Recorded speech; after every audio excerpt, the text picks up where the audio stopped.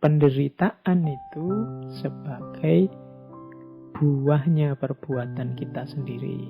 Dulu kita juga sudah membahas tentang Hinduisme.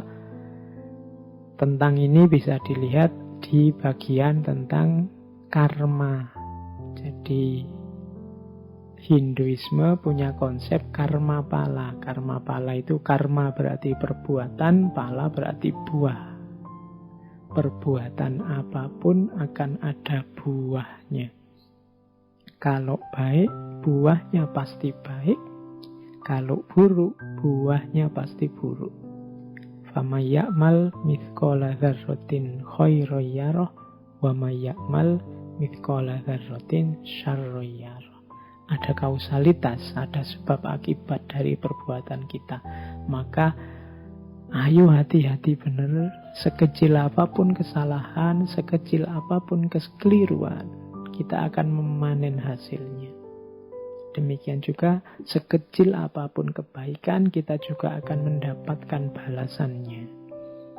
Nah, ini kalau dalam Hinduisme disebut konsep karma pala.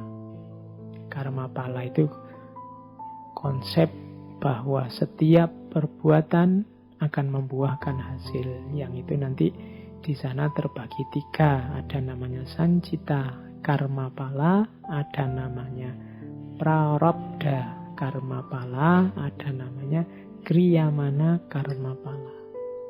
Jadi ada balasan yang diterima sekarang dari kehidupan sebelumnya. Ini kalau dalam Hinduisme, karena ada konsep reinkarnasi.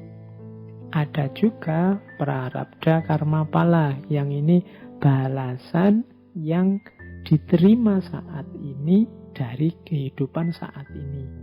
Jadi ada yang kelakuan kita bulan lalu, hasilnya kita nikmati sekarang.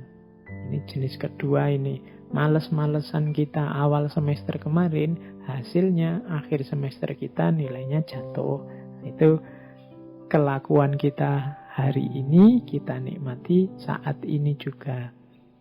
Ada juga yang kelakuan kita hari ini, buahnya besok. Ini namanya kriyamana. Ini maksudnya mewanti-wanti kita, hati-hati. Pak, saya sudah melakukan buruk-buruk, yang jelek-jelek ndak ada tuh Pak, balasannya mana? Karmanya mana? Saya enjoy-enjoy aja tuh, jangan lupa. Yang akan datang akan kamu nikmati, pasti akan kamu nikmati. Ya seandainya tidak besok-besok, pasti di kehidupan yang akan datang. Nah, itu konsep kriyamana karma pala. Jadi yang kita lakukan sekarang, hasilnya yang akan datang. Kalau ini konsep Hinduisme. Jadi penderitaan itu ya kelakuan kita sendiri. Penderitaan itu hasil apa yang kita jalankan sendiri. Karena kita menjalankan yang buruk-buruk, yang jelek-jelek, ya kita panennya yang buruk-buruk dan yang jelek-jelek. Konsep ini namanya karma pala. Kalau dalam Hinduisme, dalam Buddhisme ada dukkha, kalau Hinduisme ada karma pala. Ada lagi saya bawa konsepnya Taoisme. Taoisme punya konsep yang khas juga tentang penderitaan. Tao melihat, itu saya bawa beberapa ayat dari kitab sucinya Taoisme.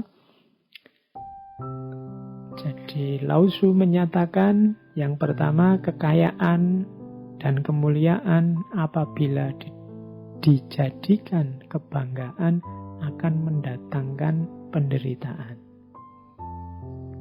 Jadi kekayaan itu hasil kerja kita, kemuliaan itu posisi kita di tengah masyarakat karena perilaku kita.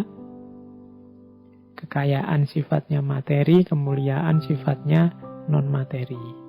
Cuma ini kalau kita jadikan dasar identitas kita yang kita banggakan, akhirnya hanya akan melahirkan penderitaan.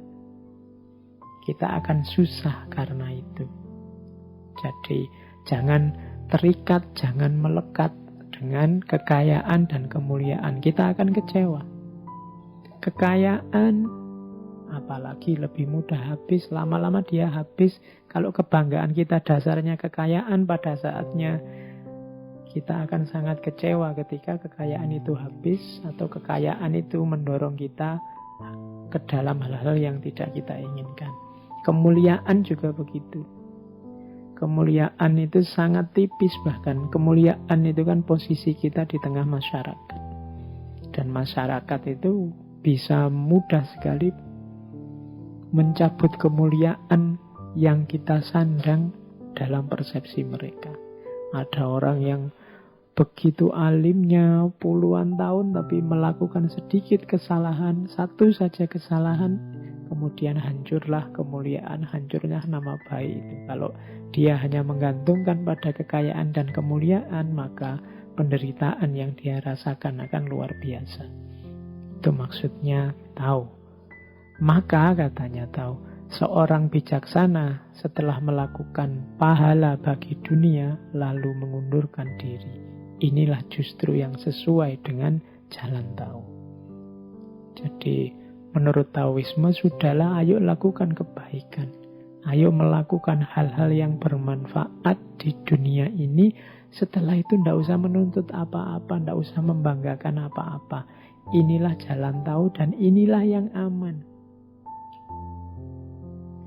Kalau kita tidak menginginkan apa-apa, ya tidak akan dikecewakan oleh apa-apa.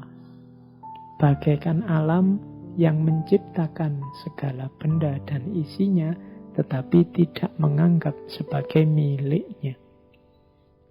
Jadi belajarlah dari alam. Alam itu memberikan banyak untuk kita, berkontribusi, memberi manfaat besar untuk hidup kita, tapi alam tidak pernah merasa bahwa karya itu, produk itu adalah haknya. Nah, jadi alam akhirnya lebih stabil, lebih harmoni. Jadi lakukan kebaikan, lakukan kebijaksanaan, lakukan banyak hal yang bermanfaat untuk dunia. Setelah itu tidak usah dihitung, mundurlah. Maka penderitaan tidak akan datang. Bekerja tetapi tidak membanggakan kepandaiannya. Berjasa tetapi tidak mengakui pahalanya. Oleh karena tidak mempunyai apa-apa, maka dia tidak pernah kehilangan apa-apa. Penderitaan lahir karena kita merasa tidak meraih sesuatu atau kehilangan sesuatu. Tapi kalau kita tidak ingin apa-apa dan kita tidak merasa punya apa-apa, ya kita tidak akan kehilangan apa-apa. Maka penderitaan juga tidak akan hadir dalam hidup kita. Ini perspektifnya Taoisme. Ternyata memang dalam hidup kita penderitaan itu lebih sering datang karena perilaku kita sendiri. Tidak sekedar karena hal-hal yang ada di sekeliling kita. Tadi saya cerita tentang novelnya Jin Young. Tiba-tiba saya teringat cerita juga serial teman-teman mesti akrab. Ini ada hubungannya dengan penderitaan. Tiba-tiba saya ingat, sayangnya slide-nya tidak ada. Jadi kisah tentang perjalanan ke barat. Ya, teman-teman masih ingat ya dengan ceritanya Kera Sakti Sun Gokong. Ini di banyak referensi disebut bahwa cerita perjalanan ke barat itu ya gambaran tentang perjalanan jiwanya manusia. Bagaimana 4 muridnya Biksu Tong ini menggambarkan hambatan-hambatan dalam jiwa manusia yang sering mengganggu, yang sering melahirkan penderitaan.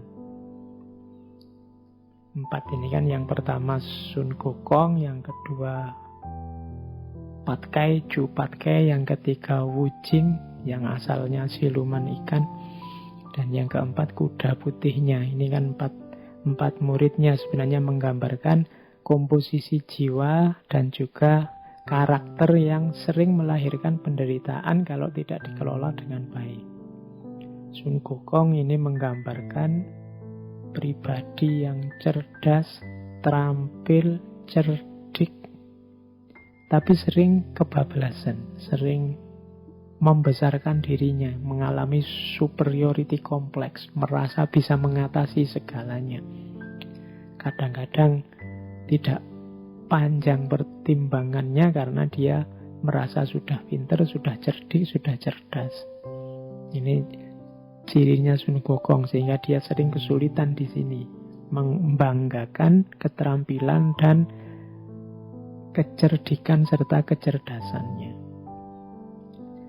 Orang yang mengalami seperti ini juga nanti akan banyak mengalami penderitaan.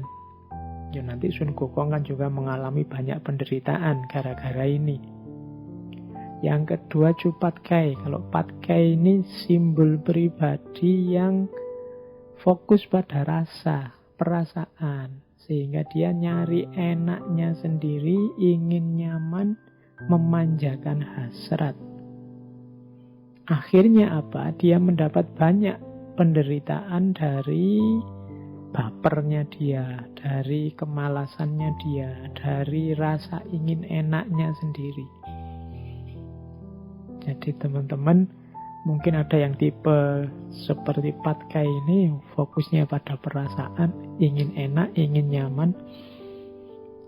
Kadang-kadang terus akhirnya jadi baper, akhirnya ingin enaknya sendiri, sehingga tidak cuma dia menderita, tapi membuat orang menderita.